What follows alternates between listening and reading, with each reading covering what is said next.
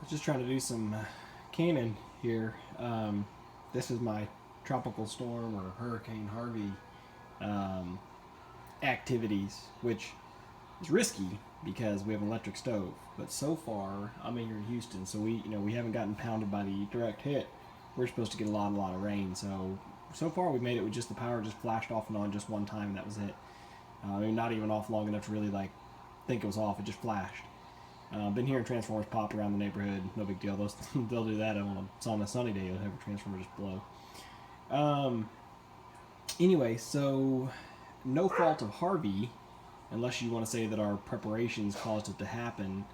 We walk out this morning and the deep freeze in the garage had the door cracked open. And this has happened to us several times. That seal, something will shift or we don't get it quite shut like we thought, and the door will pop back open. And then of course it starts defrosting and food starts melting. So that's what happened. My wife went out there and found it open. She had thrown a case of bottles in there yesterday, bottled water, to freeze up for blocks of ice in case we did lose power. So kind of ironic there, right? We're freezing bottles of water to make ice in case we have to start pulling meat out of the freezer and put it in coolers. And then instead we defrost the freezer.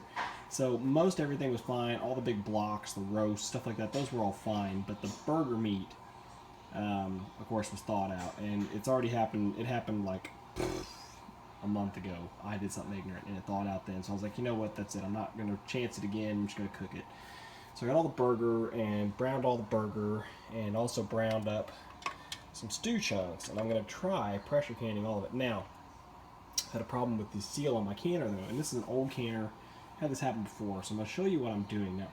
I'm sure someone out there is going to cry and complain and say this isn't allowed, this doesn't work. But it has worked before. So I'm doing it again. Let me show you what I got here. Pulled the seal out of the lid because what was happening was with the lid on, the lid felt loose even with it cranked on tight, and just steam's coming out all around the edges, wouldn't build any pressure. When I inherited this canner from my in-laws, it was like that, and back then I just mopped the seal down with vegetable. I just wiped the seal and that was it, and it fixed it. But now I tried wiping the seal and it wouldn't work, so now I'm soaking the seal. I pulled the whole seal out and I've been soaking it, and it was so dry and so brittle feeling. I was afraid I was going to break it. Honestly, when I pulled it out, I was afraid it was going to crack, but it didn't. And since then, it's been soaked for about an hour now, and it's got a lot more pliability, and that's exactly what I wanted to happen. That vegetable oil kind of gets into the fabric of the rubber, if you will, and makes it expand. Now, what you'll see too, maybe under my thumbnail, you can see those little black specks, and those are little bits of this black rubber that is flecked off, and actually you can see down inside the bottom of the cup, maybe. Oh yeah, get that glare off of it. You can see all that black residue in the bottom of the cup. That's all rubber, sort of dry rot that has crumbled and came off of this seal. So this is working. It's definitely getting it rehydrated. I don't know if there's a better product out there on the market that's designed for this, but being an old canner, I don't even know if I can get a new seal for it or not. As long as this seal doesn't rip or get a nick in it or something like that, this should work. This has worked in the past. And again, in the past, I just wiped it down and it was enough to rehydrate it. Now I'm soaking it. So I'm gonna let it soak here for a little bit longer. This stuff it's fine sitting here. It's in hot water.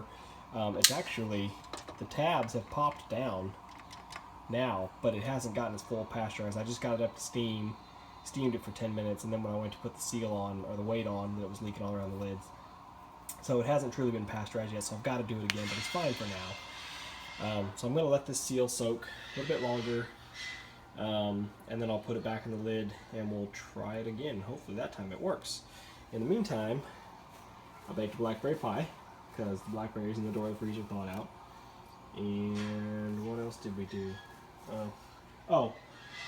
There's some big chunks of ham that thawed out. So we got all those cooking on the slow cooker all day long just to cook them up. So we'll have gobs of ham, hamburger, and blackberry pie. So hey, it's not always a bad thing when you accidentally defrost the freezer.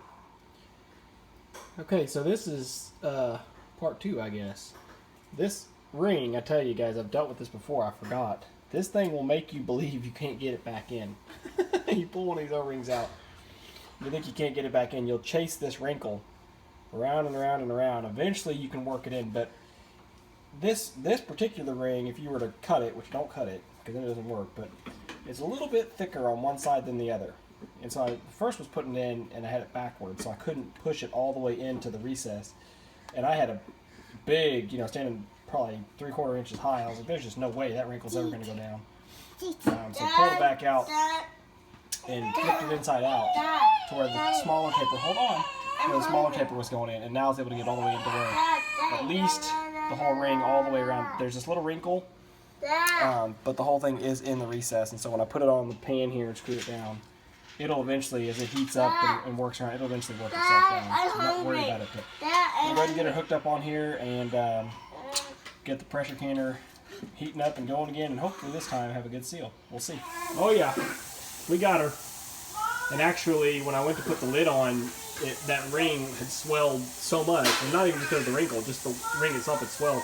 I had to actually press my weight down on the lid to turn it, and even then it was kind of hard to turn. For a second I thought I messed something up because it was so hard to turn. But we've got it heated up now. It's venting, what you can see there. And I got to vent for 2 more minutes, and then I'm going to throw my weight on and start to actually pressure can this stuff. So after I got it fixed, worked like a champ. You can see not a leak at all. Before I pulled that seal off, I should have showed you guys this lid.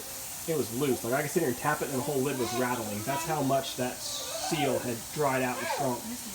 And now the total opposite. I have to really force that lid on tight. And of course, that's what you want, get a good tight seal. So it works. I don't know how long it'll last, but it works. Everything held up just like it's supposed to, just like it always has.